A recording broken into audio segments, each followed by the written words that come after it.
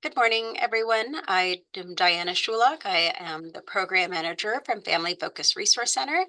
I work at the CSUN office. We also have 4 offices located in Chatsworth, Antelope Valley, and Santa Clarita Valley in the lobbies of the North LA County Regional Center. Today we are here with Senior Attorney Maria Iriarte from Disability Rights California, and we are here for IHSS Part 2, which is Assessments and Reassessments. So I'm going to hand it over to her associate Raymond, who's going to talk a little bit about DRC so you can become familiar with what they do. I'm sure you already are, but we just want to reiterate. And then we will be reserving questions till the end, so we can pause the recording so your questions will not be recorded. Thank you. Thank you, Diana, and good morning, everyone. Thank you for having us again today. And of course, thank you for the attendees for being here. My name is Raymond Kwong, and I have with me Leilani Pfeiffer. She and I will be supporting our presenter, Maria Iriarte. So just a real quick overview of our agency. We are a statewide nonprofit agency, and we provide free legal services to people with disabilities with any disability-related issues. We have offices throughout the state with our headquarters in Sacramento, and our attorneys and advocates can handle a variety of issues from access or discrimination issues with housing, with transportation, with education, which includes special ed and higher ed. We can also help with employment reasonable accommodation issues. We can help with public health benefits such as Medi-Cal, in-home supportive services, Social Security overpayment issue that relates to work. And within our agency, we also have different programs such as our Office of Client Rights Advocacy, or OCRA, that specialize in helping clients of the regional center, and our Client Assistance Program that specialize in helping clients of the Department of Rehab. As Diana mentioned, this will be recorded. Feel free to put questions in the chat. Just keep in mind that people can see the chat. So keep it as general as possible. This is to protect your private information. If you'd like to make an appointment and speak to our advocates, our intake line is in the chat. It's 800-776-5746, and all the materials will be sent to you afterwards. Thank you, and now pass it over to Maria. Thank you, Raymond, and thank you, Diana, for inviting us to talk. I consider this to be a really important training because you need to be prepared when the IHSS social worker is going to come to do the initial assessment of your needs or the reassessment that they do every year. Now, I understand that nowadays in some counties, the way they do reassessments is that they call you over the phone and they ask you, has anything changed, blah, blah, blah. And then they come to the house and have you sign documents. It's not so much to do an assessment as it is to review documents. But in any event, whether the reassessment takes place in person or takes place over the phone, you need to be ready for it. And so today we're going to look at some of the tools. Some of you, this is a refresher course on some of the tools that we use, that the social workers use to determine time given for services under the IHSS program. And then we're going to look at a template that a number of us developed at DRC, and we use, or I've used at a hearing in a case, and that template you're going to be able to have in Word version so you could adapt it to your situation, because the template has all the services, all the information that you would need to fill out. And your self-assessment is only going to contain what yours is about, what services you want, why, and this kind of, and you'll see as we go along what I'm talking about. And I'm going to show you a self-assessment that we did for a hearing and tell you what happened along the way with that case. And so obviously we'll always give you resources. So for those of you who weren't present at the last training, this will be new for you. For those who were present at the last training, this is just a refresher. So what the social worker does after the assessment or reassessment is that The social worker will look at the functional index rankings and the hourly task guidelines. And these are the functional index rankings. And so for every service that you ask for, that service is going to be ranked. And as you can see, rank 1 means you're independent. They're not going to give you any time. You're independent, even if it takes you a little while longer than normal to do it, as long as you're able to do it, they'll rank you a 1. Rank 2 is the only rank where the IHSS programs pay someone to remind you to do something. So if you need reminding to bathe, to eat, to get up in the morning, that kind of thing, that's a rank 2. Rank 3 is for someone who can do it, but with some assistance. 4, you can do it, but with substantial human assistance. And 5, you cannot perform the function, you need total assistance. And rank 6 is given only for paramedical services. When we're talking about minors below the age of 18, when we talk about rank 1, it doesn't mean that they're independent. It just means that they're not going to give you any time for it, but with an exception that I'm going to talk about when we talk about minors, kids under the age of 18. So these are the functional index rankings. And then let's look at the functional index ranking for kids. So when you're trying to figure out how to ask for the service and the service, you really have to start here for minors. So you see that in the first column, it goes from age 0 to 17. This is where you start. And if you see that under housework, there's a 1, and it says under the notes, it says minors who live with their provider parents must be assessed the functional index ranking of 1 for household work or domestic services, regardless of extraordinary need. So if you're a parent provider of a minor child, don't ask for domestic services because they're not going to give them to you no matter what. But where you see a 1 anywhere else, remember, a 1 means for kids, it means they're not going to give it to you. But if you look at the first note, it says all minors should be assessed a functional rank of 1 when identified above, unless extraordinary need is documented. So what happens is that the program looks at your child with a disability of a certain age and compares your child with a child without a disability of the same age. What is the extraordinary need above and beyond what a parent would do for a non-disabled child? That's where the extraordinary need comes in. The case that we're going to talk about today, I had mentioned in the prior training, was about a young boy, age 12. He's a person with autism, auditory processing disorder, other disabilities, and he wears diapers. He likes to put his hand in his diaper and smear feces all over himself and everywhere else. He has accidents. And so at the hearing, the father testified that he goes 3 times to the laundromat. First time he does his laundry and his son's laundry. Second time, only his son's laundry because of his disability. He has all these accidents and does all this stuff. So the judge in his decision said the first time that the father goes to the laundry to do clothes, that's something a parent would do for a typical child. There's nothing extraordinary about that. But the additional 2 times that the father has to go to do the laundry, only the child's laundry because of his disabilities, and he wears diapers and he does all this stuff, that's an extraordinary need. That is above and beyond what a parent would do with a typical child. And so the judge gave the child time for the parent to go twice to the laundromat to do the additional 2 days of laundry.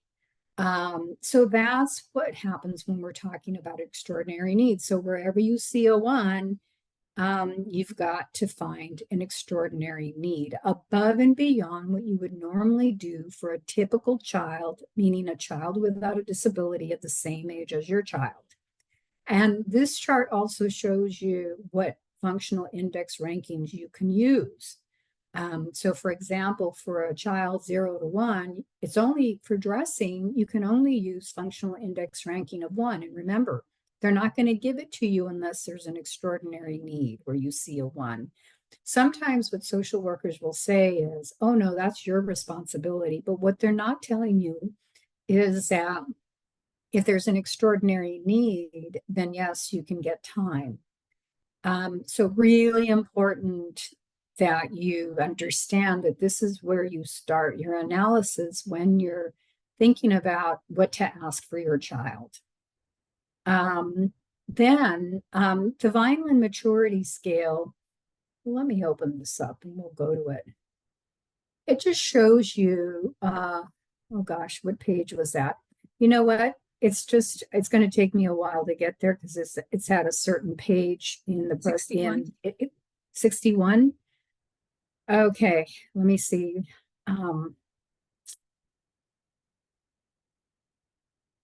So let me go see if I can get to it without too much of a bother. Okay, so so IHSS workers get trained. And so if you go to the CDSS, California Department of Social Services websites, you're going to see the training material. So the link that is in our presentation has a lot of material that they get trained on. And so this is page 61 of the material, and this is the Vineland maturity scale. So what happens with this scale is that it shows you at what age a typical child does things. So for example, laundry at 14, a young adult can consider that to be a young kind of adult, can do his or her own laundry. For meal prep and cleanup at age 5, a child can use a table knife and spread. At 6, can use a knife to cut. At 8, can wash dishes. This is what the developmental process for a typical child. So this was developed by the CDSS in conjunction with the Sacramento State College of Continuing Education. So when we're dealing with minors, we use this just to show that at a certain age, a child can do that. A typical child can do what we're asking time for, and this child can't do it. I mean, you'll see in the example, you'll see how it works. So let's go back. So this is that portal to the course material. And on page 61 through 63 is the Vineland scale. Okay, so after the social worker gives a ranking, a functional index ranking for each service, they use the hourly task guidelines. Remember their guidelines. So you've got category of services in blue. Each rank has a different color. And so let's say, for example, with meal prep, the high rank is 7 hours under rank 5, mid 7, and low 7.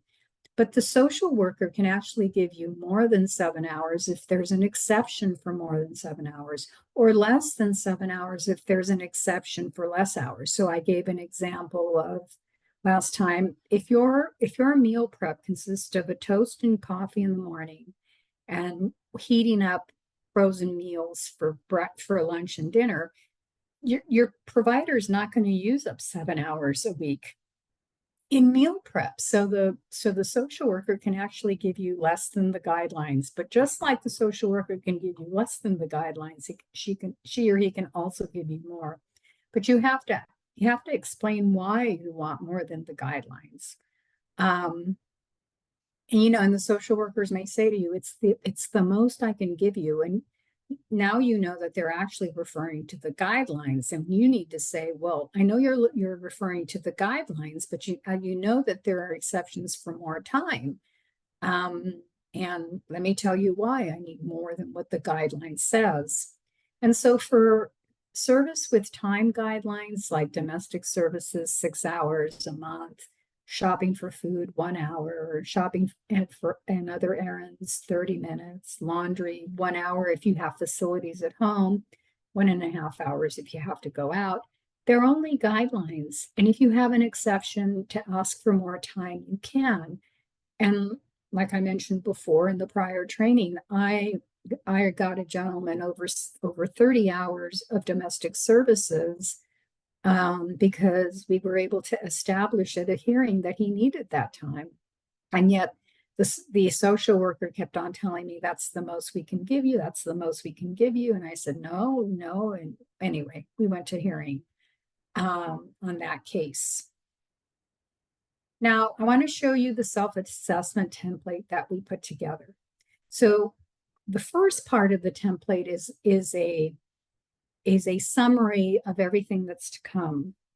I'll show you what's to come. So we have all the categories of services: domestic services, related services, personal care services, protective supervision, paramedical services, and time-limited services here. And then the second column is if you have a case where you are already getting IHSS, you got a notice that you're not happy with, you can you would put the hours of that you got from the county.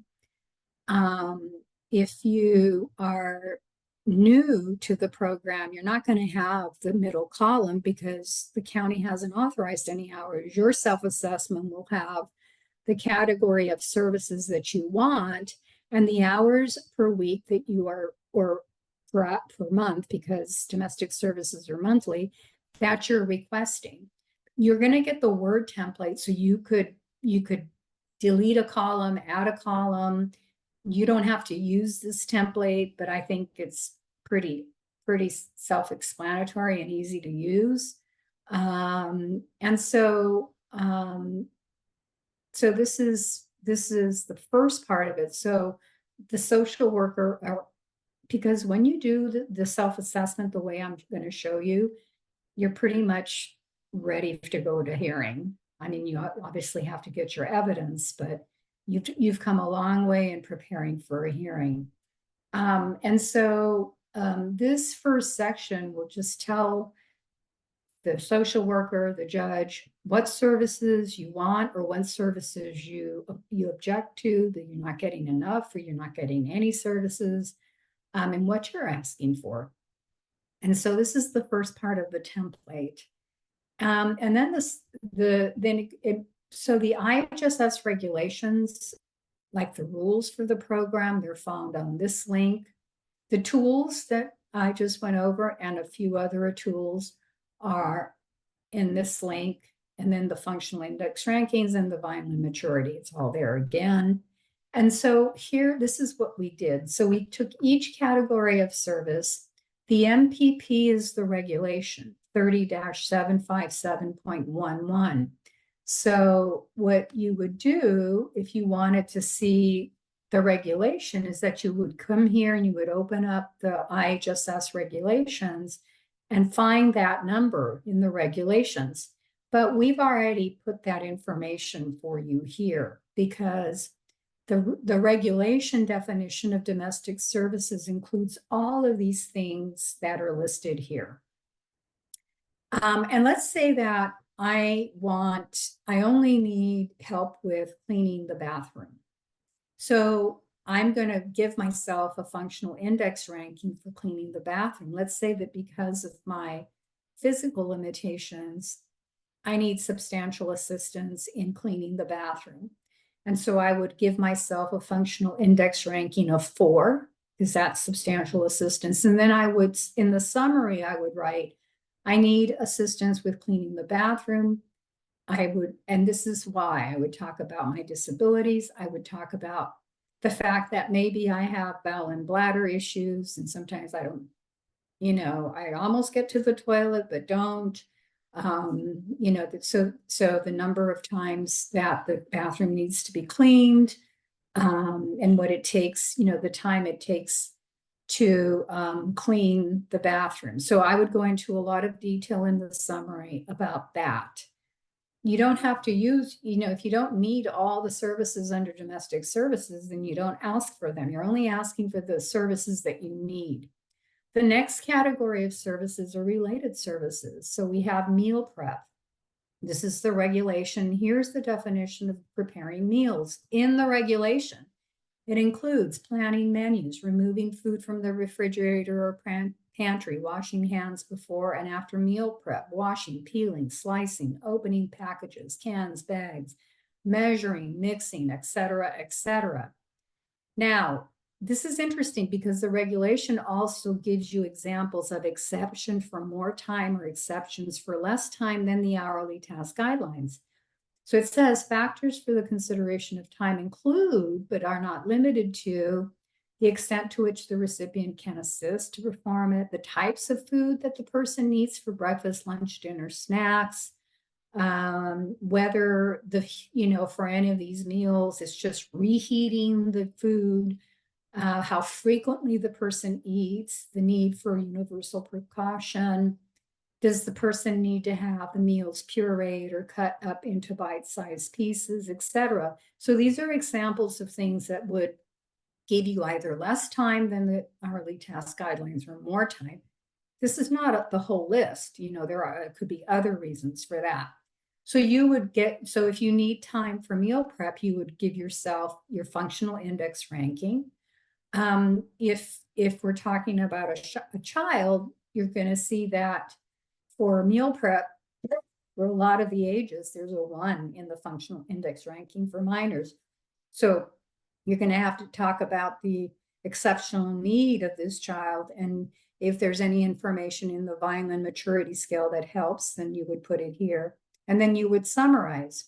You have to, if you need help with all of your meals, breakfast, lunch, dinner, snacks, you're going to have to talk about breakfast, lunch, dinner, snacks. I'm going to show you when we go to the actual case, I'm going to show you just how much work needs to go into this self-assessment, because it's the type of information that a judge would need. And I would certainly believe that the social worker would need that kind of work. So for every service, this is what we've done in the template. We've given you the service, where you could find the regulation, and then the definition that comes from the regulation. So, and so this is a long document, but you're gonna pick and choose what your case is about. So let's go to that sample case. So remember the chart at the beginning? You see how neat and concise it is. So let me explain procedurally what happened in this case. So this is a 12-year-old boy named Mario. And he was being reassessed. He was reassessed for IHSS. And then the dad got a notice of action where he wasn't given any time for meal prep, meal cleanup, laundry, because they never did. And then they gave him time for feeding, dressing, bathing, oral hygiene, grooming, but not enough time. He also got other services, but we were not disputing those services. So what we wrote down here in the category of services were those services that we are in dispute at the hearing. And so what happened? So we prepared a self-assessment to go to the hearing. We went to the hearing, and at the hearing, the judge said to the county, maybe you guys should reassess this case. And so the county got the hint. And so we signed a conditional withdrawal so that the county would have 30 days to reassess him. And they did. And then the next notice of action, which was in September of 2020, that was the second notice of action that the father got. Guess what? They now gave him time for preparing meals, meal cleanup, routine laundry, but not enough. So we filed for a hearing again. So this was going to be we didn't even begin the first hearing. We just went to the hearing and the judge said, county, you need to reassess. So in that notice of action, these are the times that they gave the child for these categories and for these others.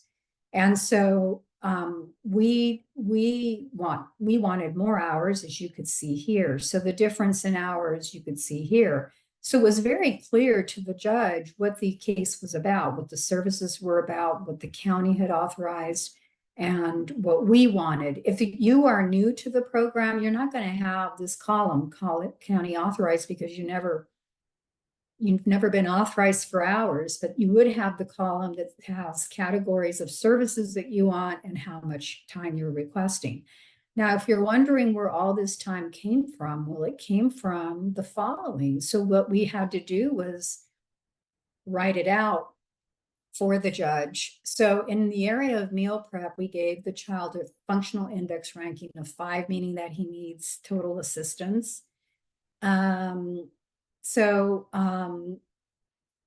We took from the Vineland maturity scale what we could and put here,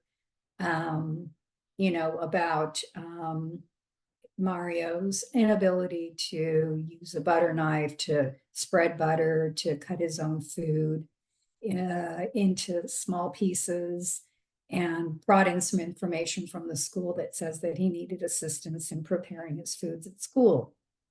Now, so for breakfast, we put down that, we put down what a typical breakfast consists of. And because the father eats the same breakfast as the son, then we prorated the hours. So, he needs 15 minutes to prepare the breakfast, but because the father eats the same breakfast as the son, we divide that by 2, and this is the amount of time to ask for. I don't want you to get confused with all of this. What we did is we went ahead and broke it down for breakfast. Yeah, excuse me. For lunch. So lunch is the biggest meal. This is where dad cooks the main meal. And so we talk about that. And then we have dinner. Dad reheats the lunch. And so we talk about that. But where is the extraordinary need? The extraordinary need is that not that the father has to prepare the meals. Parent would do that for a 12-year-old, although I know of 5-year-olds who prepare their own breakfast, for example, or their own lunch, but typically. And so during the hearing, the father testified at length about his son's behaviors.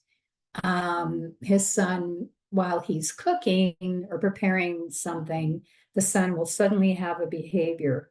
And it causes him, like, for example, during the time that he's preparing meals, he cuts himself. He bites himself, becomes combative, maybe because he's hungry, he soiled his diapers or whatever the reason. So it takes the dad longer to prepare the meals because he's having to stop everything and address the behavior.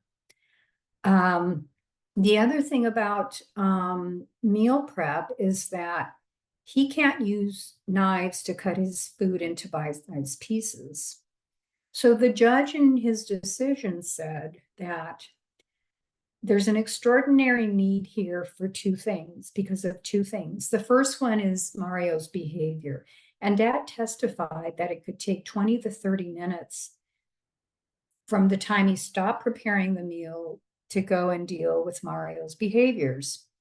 And so the judge said that there was an extraordinary need because of Mario's behaviors, and gave the son time for meal prep for the time that the father had to stop and go deal with the behavior, because that was all part of meal prep while he was preparing meals, and also gave him time for cutting the food into bite-sized pieces. We included all the information about what it takes to feed him, right? Breakfast, lunch, and dinner. So if we were not talking about a minor, and we were just talking about a person, an adult, you would be including all of this information about breakfast, lunch, and dinner. Like, you know, in order to determine how much to give you for preparing meals, the social worker needs to know what you eat, right? I mean, to determine how much it would reasonably take to prepare the meal that you're asking help with. Now, meal prep does not include the time that the food is actually cooking in the oven, on the stove, because the program says we don't need to pay you to watch it cook. You provider could be doing other things in the meantime. So this is how involved you need to be in your assessment or reassessment. You know, you need to give the social worker and or the judge an idea of what this is all about. Meal cleanup, we gave them a ranking of 5. We talked about the Vineland maturity scale. A child at 8 can clean up after him or herself. Mario's 12, so a 12-year-old already, a parent doesn't have to pick up the dishes from the table at the end of the meal. A 12-year-old can do that. And so what we do, we went ahead and talked about the meal cleanup and how long it usually takes the father. But because the father eats the same breakfast, lunch, and dinner, there's proration. We have to prorate that time. And snacks we didn't prorate because father doesn't need the snacks that he prepares for his son. So the judge gave Mario time for meal prep, more than what the county did because of the testimony. Now, this is, you know, at the hearing, the father also testified a lot too. It's not like you are going to rely on this document for everything you want to say, and the judge may have questions. He had a lot of questions about Mario's behaviors. Routine laundry, we talked about that. You know, so in this case, the judge gave Mario time for the two additional times that the father has to go. Because the first time, there's nothing unusual about that. A parent would do the laundry for a child, right? What was extraordinary was the need for the father to go 2 more times during the week because of Mario's disabilities and his soiling and putting his hand in his diaper. Now, in the areas of feeding and the next services that we're going to talk about, there's availability of functional index rankings from 1 to 5, right? Because there is the Vineland, the functional index ranking allows that. So so for routine laundry, we gave Mario a functional index ranking of 1. He frequently soils his diapers, etc. And we went through that already. So for feeding, we gave him a functional index of 4. He needs substantial assistance. We talked about what the Vineland maturity scale says about feeding.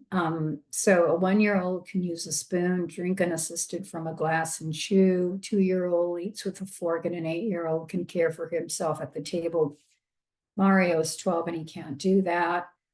And so we talked about what Mario can do as far as feeding, if they're in pieces like bananas, crackers, potato chips, anything that's cut up into bite-sized pieces, because he doesn't know how to use utensils.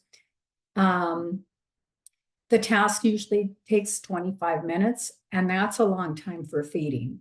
Think about it. Why?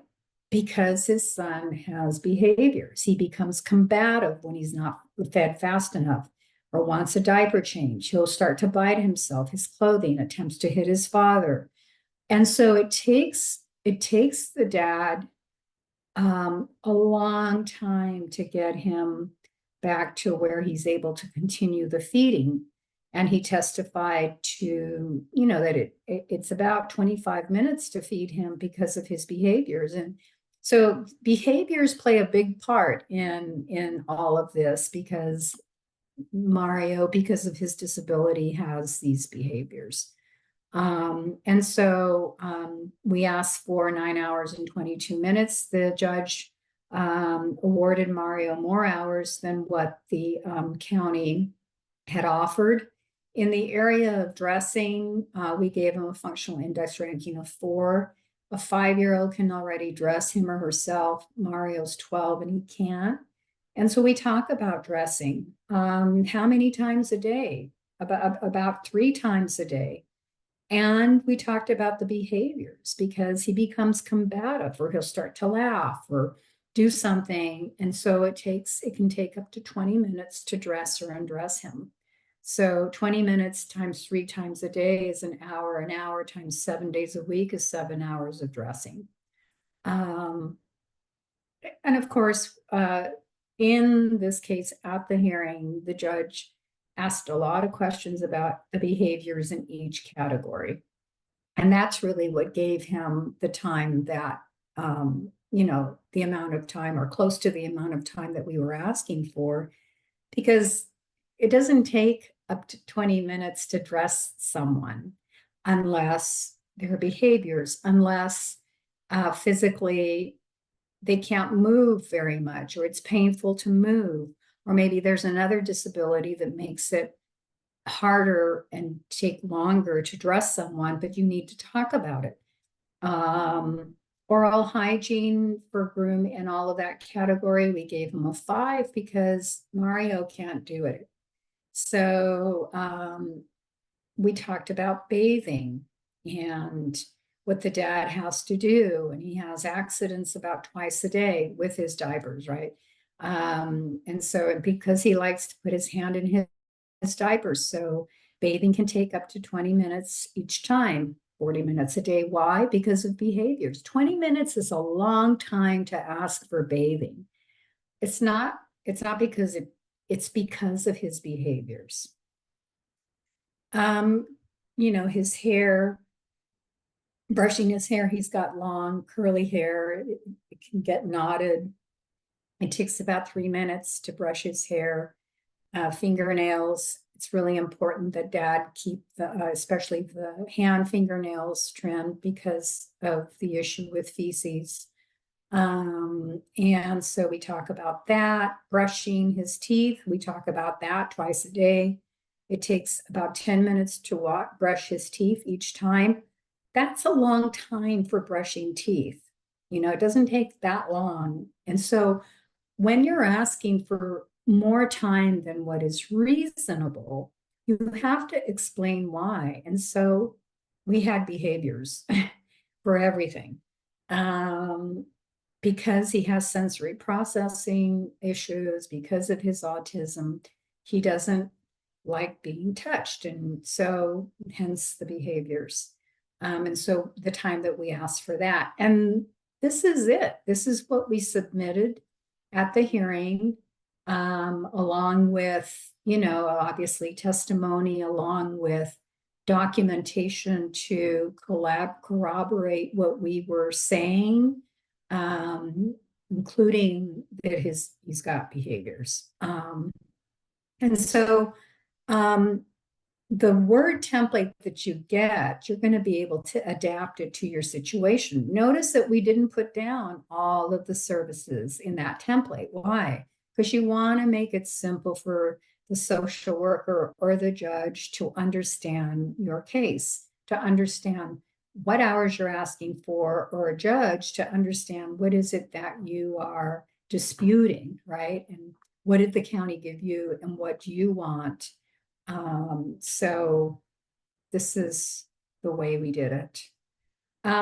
So I've come to the end of the presentation, and I can answer questions. And you're going to get the Word version of this document so that you can, you know, edit it to fit your needs. Okay, Maria, thank you. I'm going to pause the recording now. Okay.